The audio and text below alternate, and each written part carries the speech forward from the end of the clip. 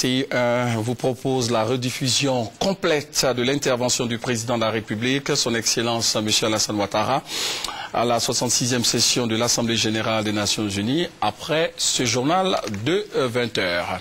Les travaux de cette Assemblée générale de l'ONU ont commencé hier mercredi.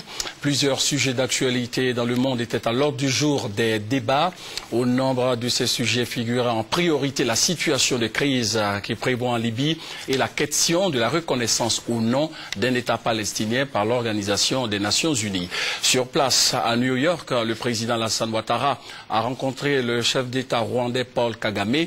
Les échanges ont essentiellement porté sur le renforcement de la coopération entre la Côte d'Ivoire et le Rwanda.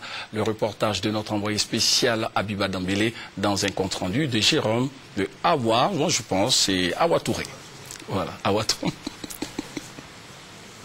Assemblée générale des Nations unies, le président de la République, Alassane Ouattara, a été reçu en audience par son homologue rwandais, Paul Kagame. L'audience s'est déroulée au Millennium Plaza où sont logés plusieurs chefs d'État.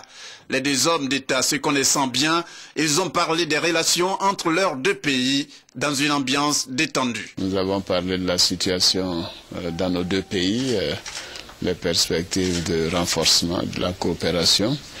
Et bien entendu, j'ai indiqué au président Kagame qu'il serait le bienvenu en Côte d'Ivoire, ce qu'il a accepté de venir nous voir dans les mois qui viennent.